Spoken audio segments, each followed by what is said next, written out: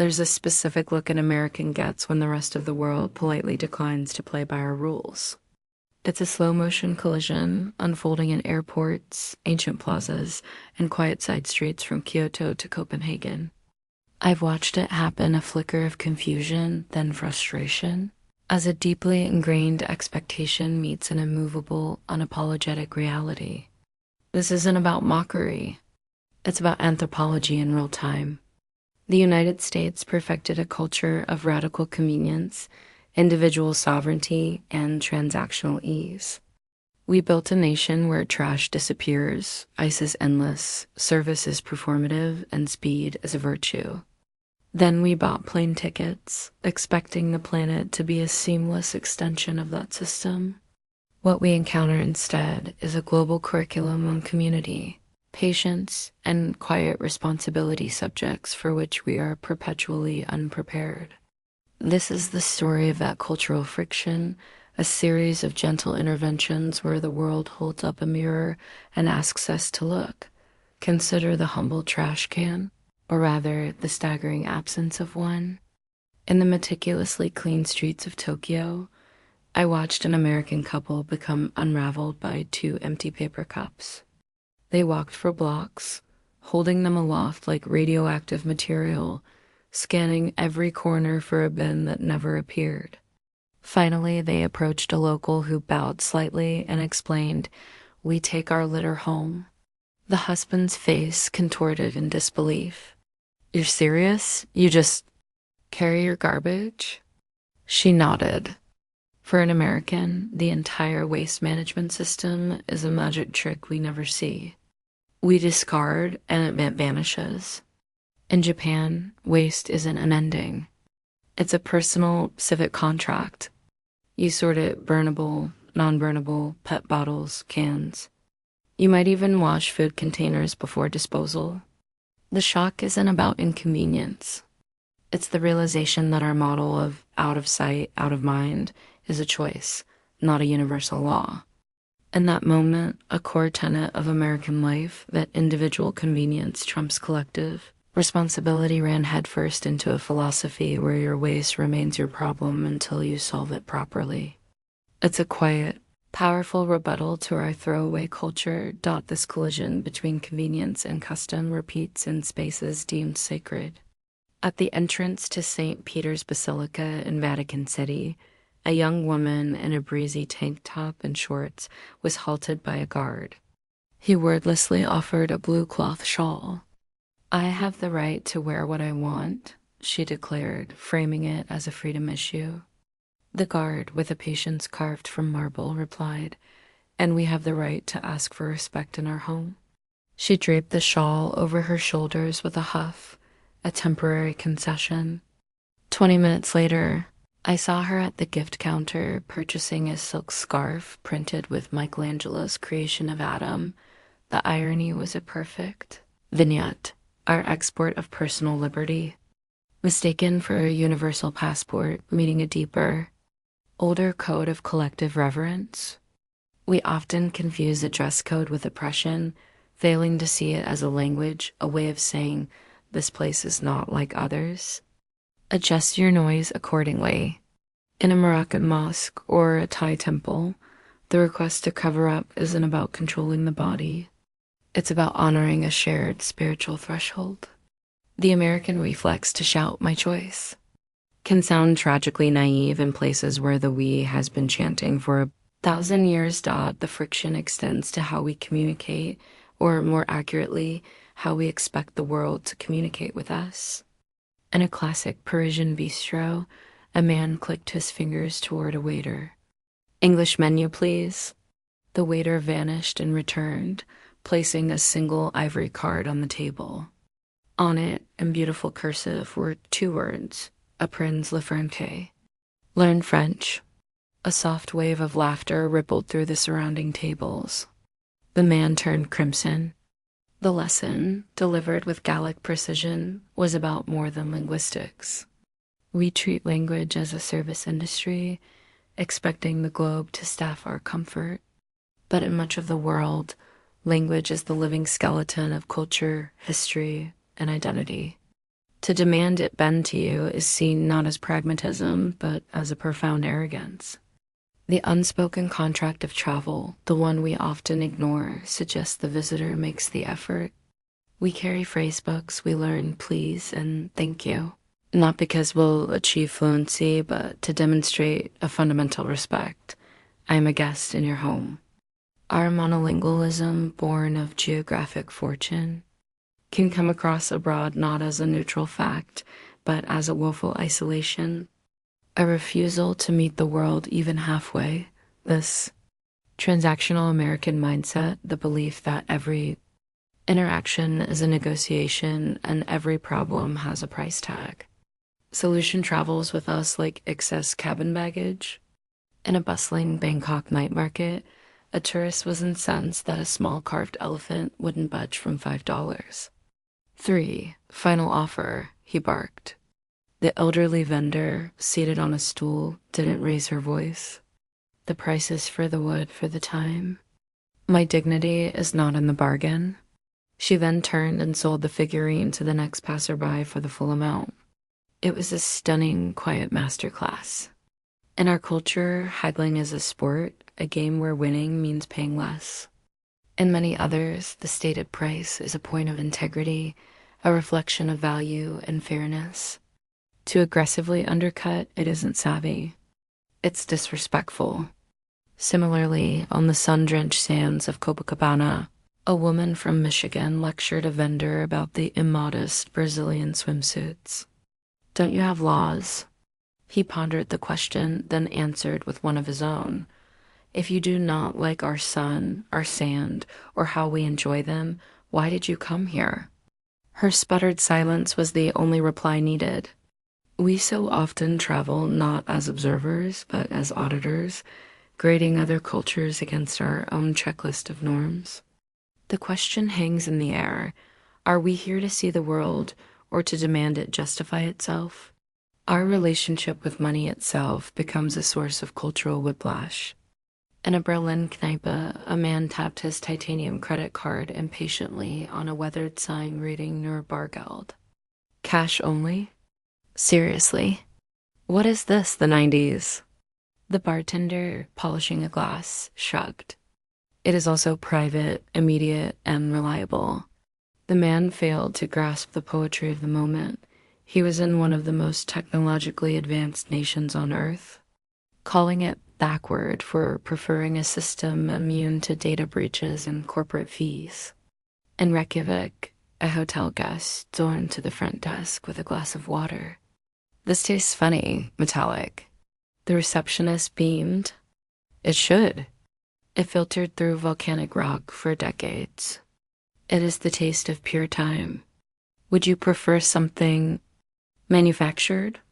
We pursue authentic experiences with a fervor, yet recoil when that authenticity doesn't arrive sanitized, branded, and matching our palate. We want the story, but not the texture of the page it's written on. The tipping point, literally, often comes at the end of a meal.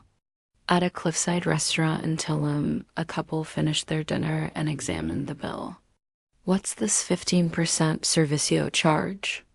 We didn't authorize that, the man said, summoning the waiter. The waiter nodded. It is standard. It is how we ensure everyone is paid fairly. The customer puffed his chest. In America, a tip reflects the quality of service. It's voluntary. The waiter, with devastating calm, replied, Yes, that is why we include it. Here, service is not voluntary. It is the job. The American model of tipping creates a power dynamic. The server performs, the patron judges and pays accordingly. In many countries, this is viewed as degrading and precarious. A service charge or living wage removes the performance and presumes professionalism. Our insistence on our system abroad can be read not as generosity, but as insistence on maintaining that power dynamic, on being the evaluator in someone else's home. In Singapore, a teenager received a stern warning for dropping gum on the pavement. His mother erupted. This is a violation of basic rights. This is a police state. The officer, impeccably uniformed, responded, "No, ma'am. This is a clean city. Your right to chew ends where my duty to clean begins." Sometimes the collective discipline required to maintain a functioning society looks, to the hyper-individualistic eye, like oppression. It's a vision of the social contract where personal freedom is balanced by communal responsibility, a balance we often tip wildly in one direction. Perhaps the most poignant clashes occur with history itself. At the foot of the Acropolis in Athens, a man shouted into his phone, "Yeah, babe, I'm here," looking at a big pile of old rocks. Pretty cool, I guess. A nearby tour guide physically flinched. To many Americans, history is a static backdrop, a photo shoot location, a checklist item.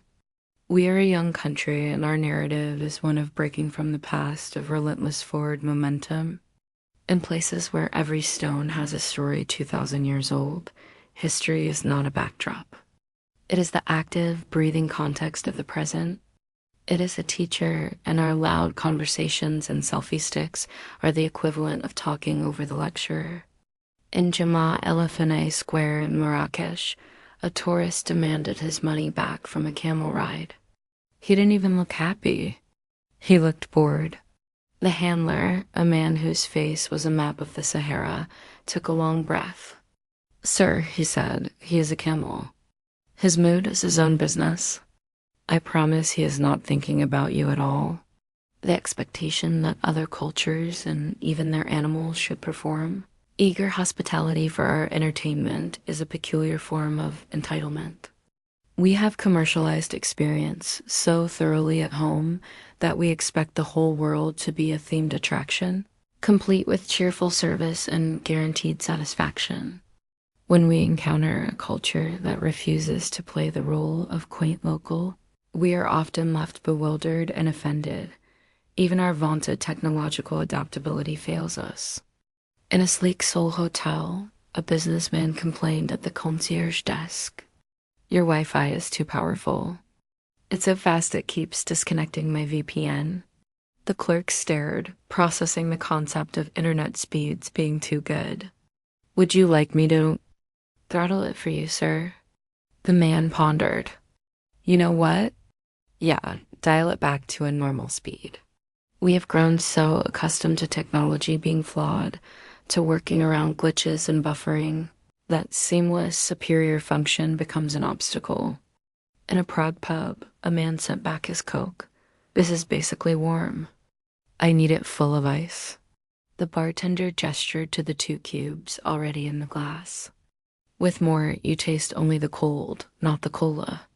Here, we prefer the drink itself."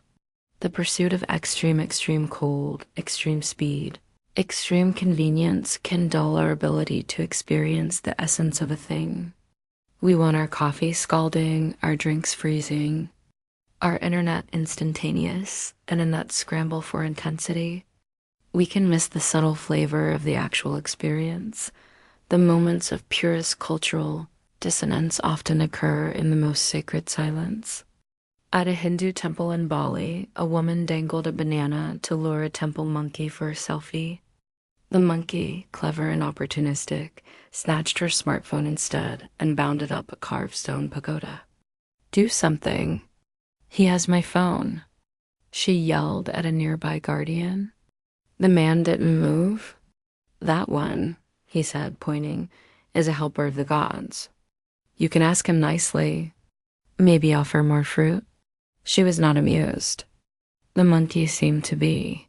At the Tower of London, a visitor patted a yeoman warder on the shoulder.